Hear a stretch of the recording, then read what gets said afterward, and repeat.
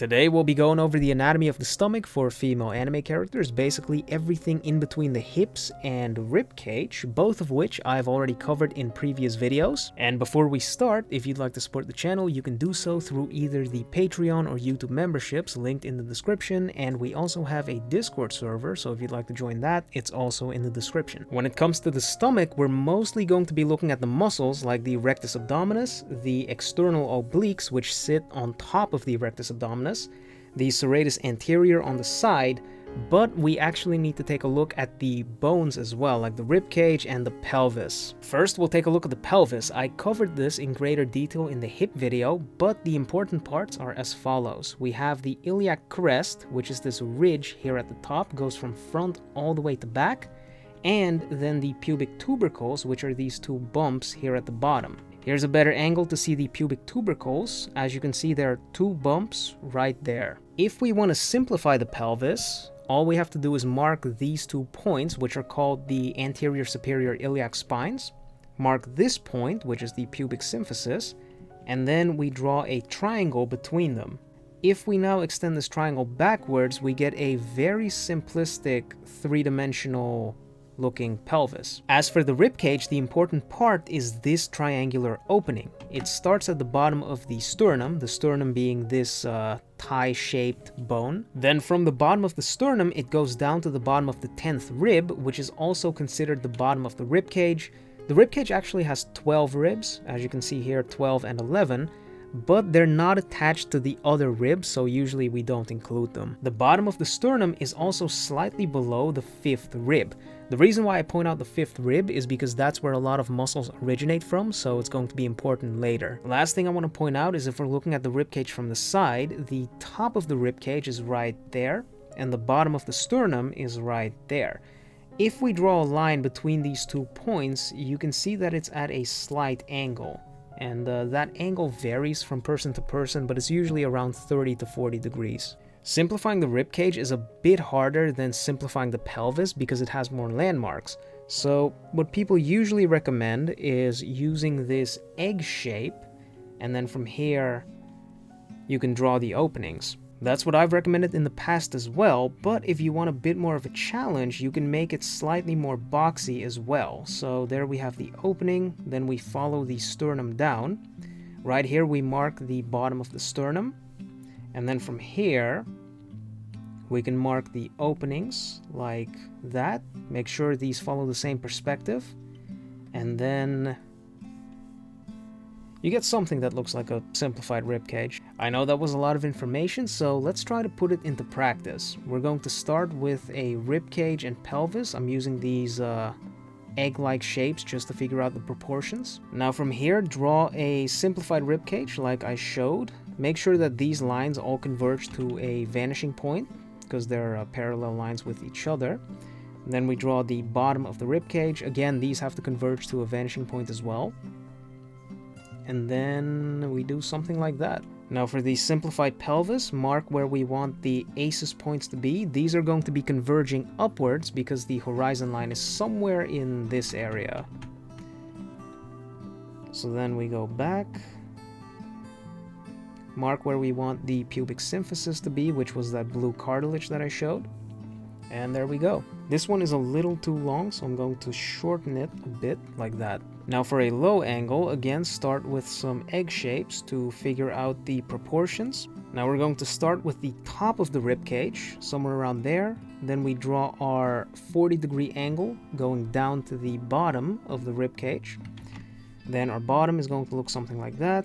Mark where we want the opening to be, and then from here we draw the bottom of the ribcage. This is actually a really hard angle because usually you don't have to draw the bottom of the ribcage, but because we're seeing it from below, you do have to do that.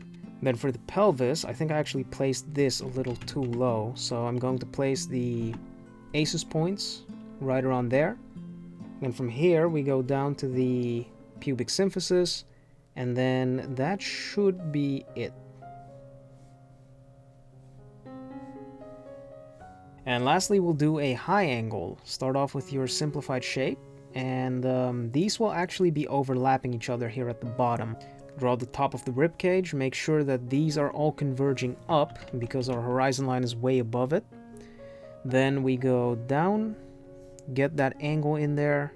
Again, everything below this is going to be converging up.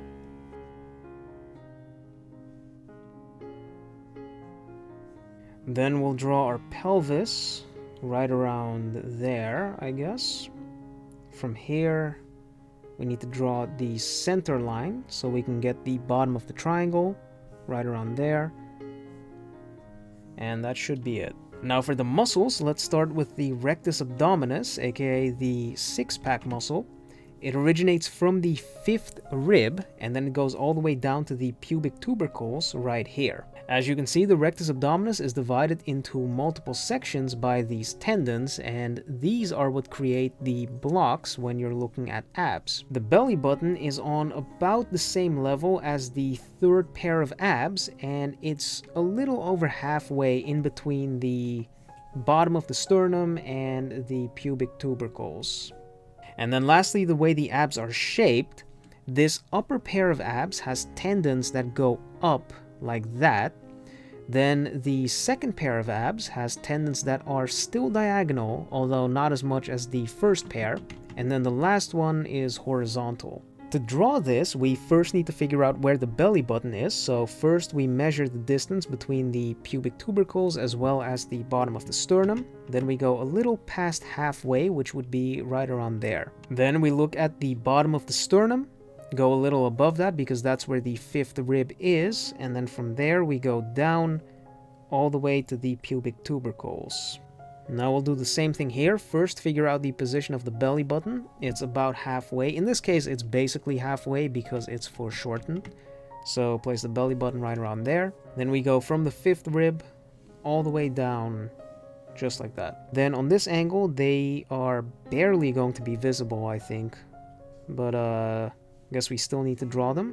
Very simple, just like that. Now from here, if you want the character to be muscular, you could mark where you want those sections to be, and then from there you would draw them like that, and then of course add the extra volume at the side right there. Next, I'll do the external obliques and the serratus anterior together because they're linked to each other. First, the serratus originates from ribs 1 through 9 and it attaches to the shoulder blade, but that's not particularly important right now. The serratus is also partially covered by the pectoralis major right here, so normally you can only see 3 or 4 of the serratus heads. Then the external obliques originate from the 5th rib, and then it attaches to every single rib below that.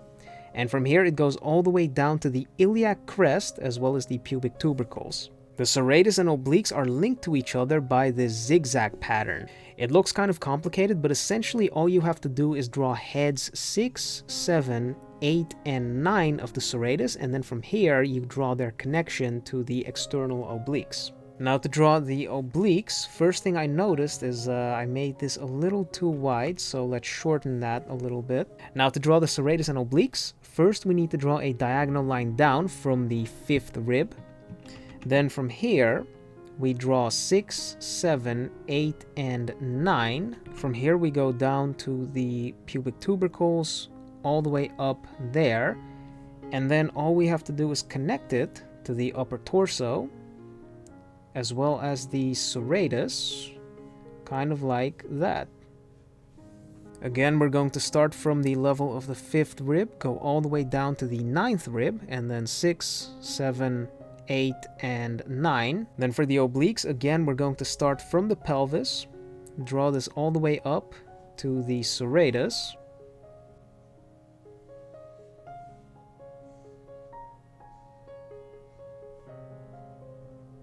Then for the high angle, again, you're not going to see much of the obliques because it's being overlapped by the ribcage. But we can start with the serratus. Then we follow this part of the pelvis. We go up all the way to the abs. And that should be it. Lastly, we have the fat. There are 2 fat pads on top of the abs right below the belly button, and they add a little bit of volume to the front of the stomach, which you can usually see when you're looking at it from the side. In these particular drawings, the fat isn't really going to affect the contour in any particular way because we're looking straight on at the body instead of looking at it from the side. But it's still good to know that it exists because when you do your shading, it does affect it a little bit. And actually, on this angle, you probably will see the fat stick out a little bit like that. That's it for these drawings, so I'm going to clean them up as I usually do, and I'll check back with you guys in a second. And here are the finished pieces. So, if you guys liked the video, be sure to leave a like, leave a comment telling me what else you want to see. The next anatomy video is most likely going to be about the back, but if you want to see something else, just let me know. And again, if you want to support the channel, my Patreon and YouTube members are linked in the description. We have the Discord channel in the description as well. But that's about it, so I guess I'll catch you all later.